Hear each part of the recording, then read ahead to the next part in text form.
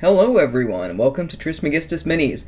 This is the first part in a series where I'm going to go over every step of my miniature painting process. In this video, I'm going to go over how I come up with a plan for tackling the miniature. This will include aspects like basing, making the color scheme fit in with the rest of our army, and what novel and interesting things we can do with this model specifically. The mini we're going to focus on in this video is the Terminator Librarian from the new Leviathan box set.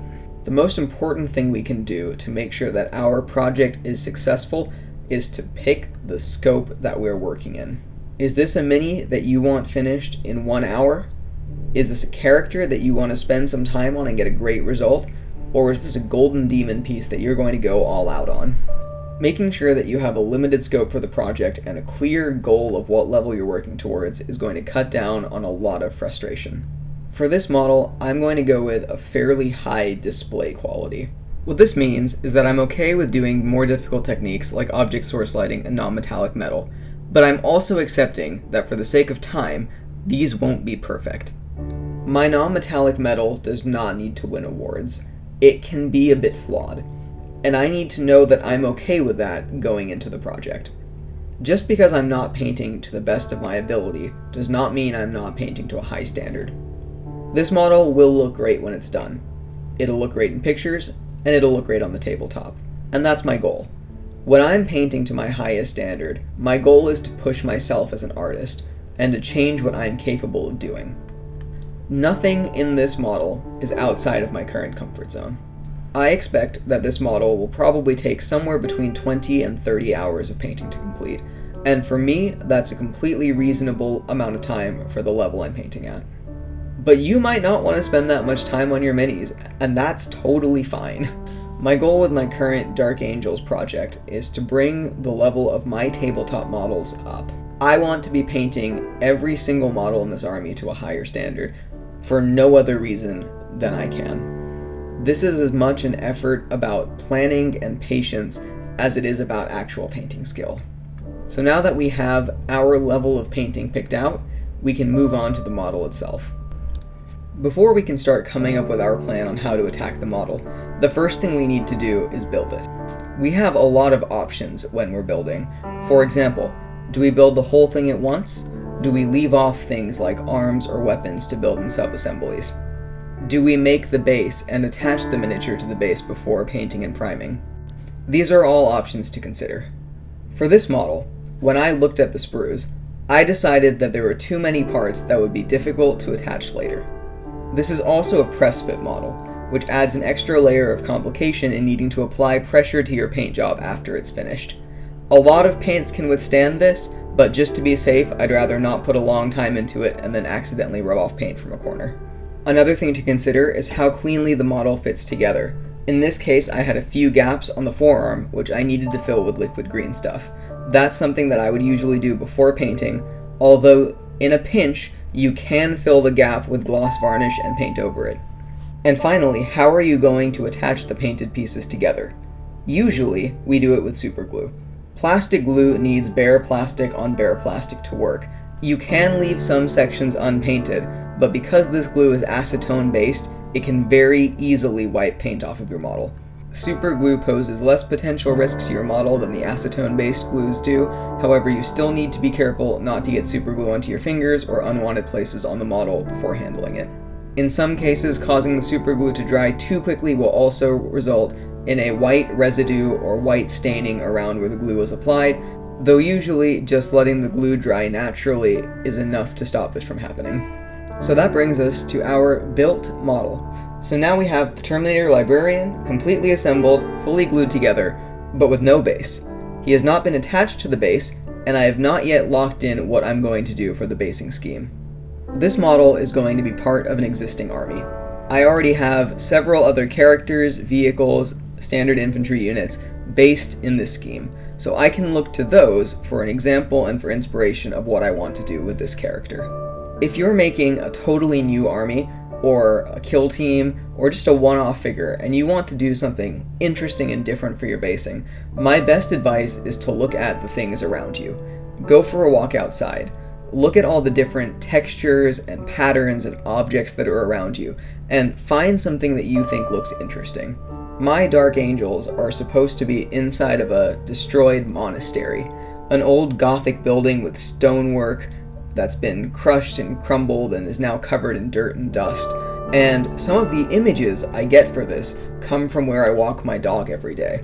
There's a path by a river that has these old, worn-down stone walkways, and looking at those stones gave me a great idea of how I can make the bases work with my Dark Angels. By taking inspiration from the things around us, we can incorporate that into the bases in a much more natural way than something we're improvising. And if you're going with a base that's more naturalistic, like a forest or grassland, if you have access to that kind of area around you, you can even take objects from there and incorporate them into your model. Things like leaves, sticks, twigs, pieces of bark, rocks of different textures. Even if we just use them to apply a texture to green stuff, it's still incorporating the real into your model and adding that extra level of connection to the viewer. Like many new Games Workshop sculpts, this Terminator librarian comes pre-built with a tactical rock.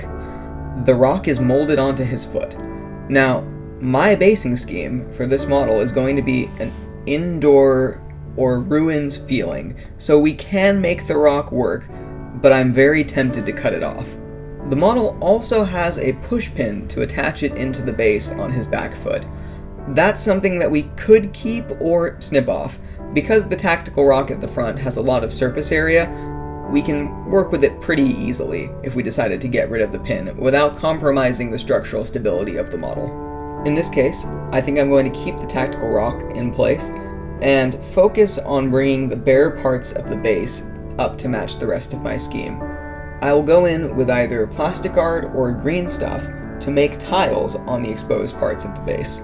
Then, using a texture paint, I'll cover up that and the tactical rock to make it all look like a cohesive part of the ruin.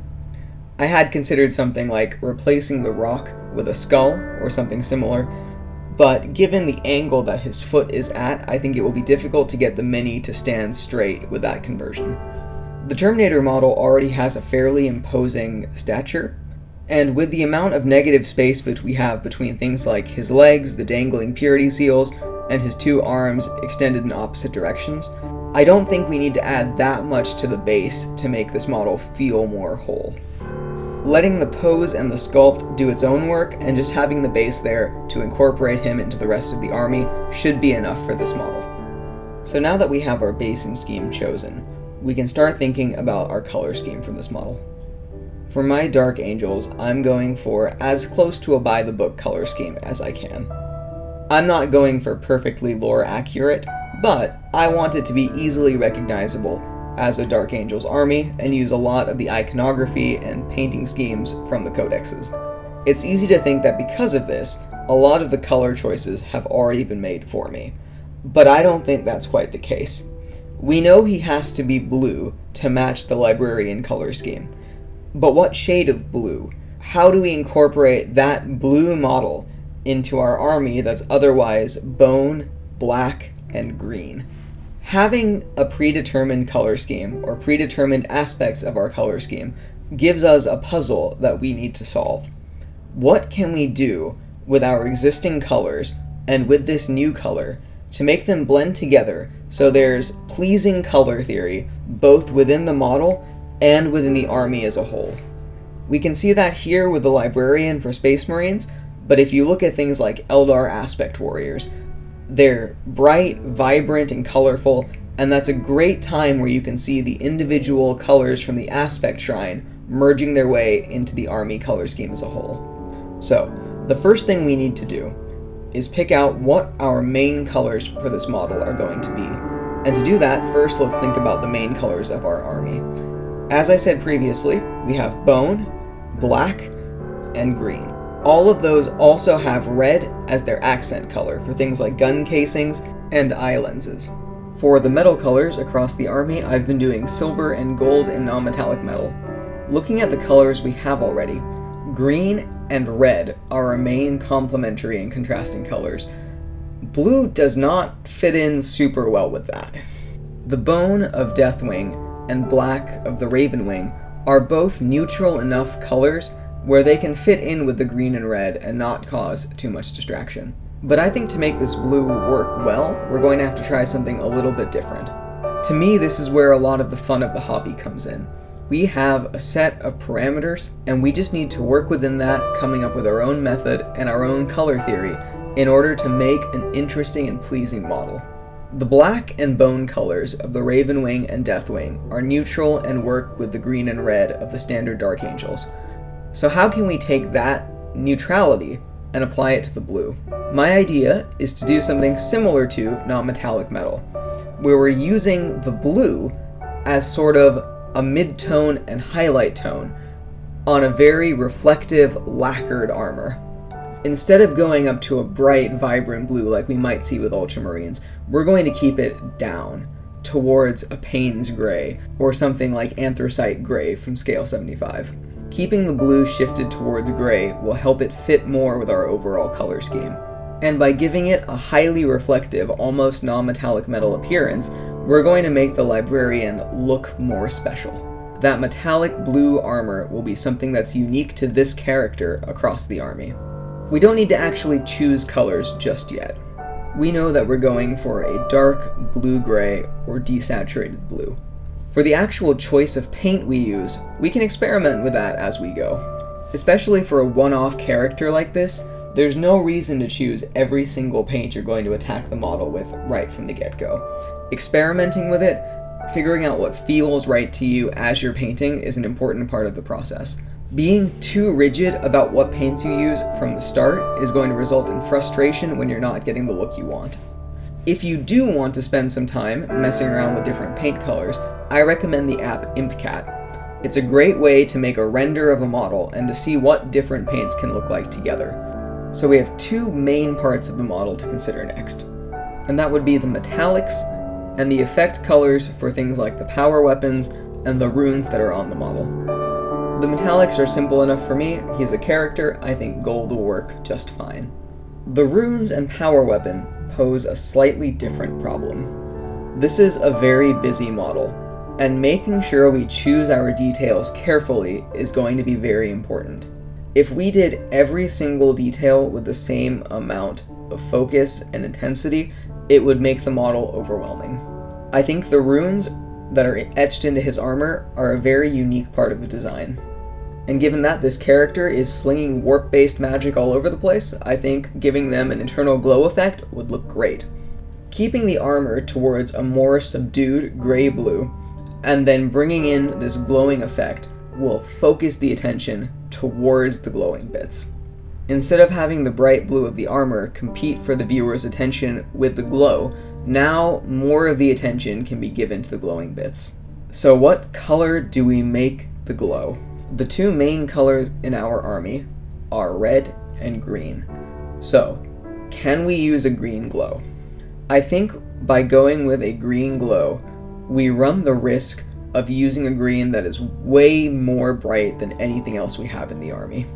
Having a demonic green glow would need to be an almost neon green kind of look, and I'm hesitant to include that when the rest of our army is a very dark, subdued green.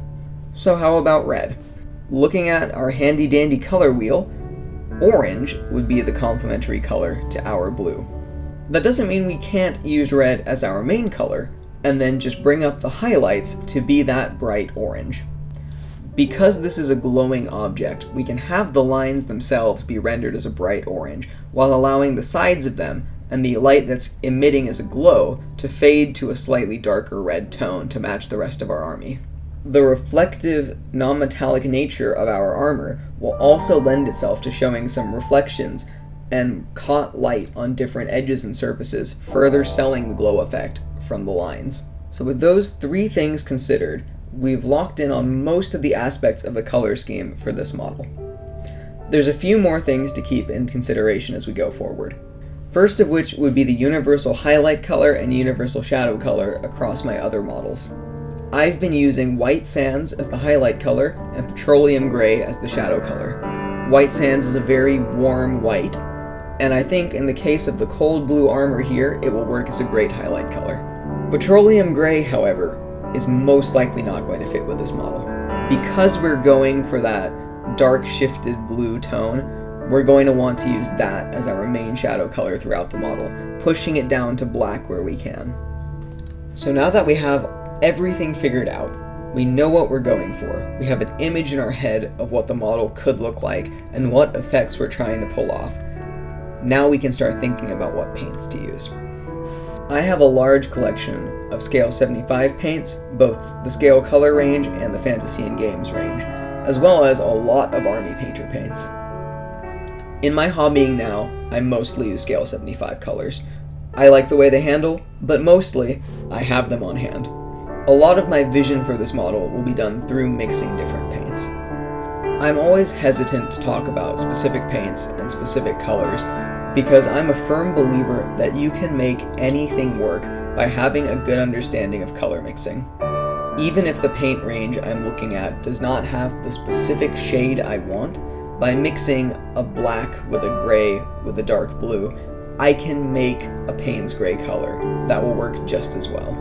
If you are ever really stuck for a color, try going down to your local game store and just staring at all the different paints they have, and then choose something that catches your eye.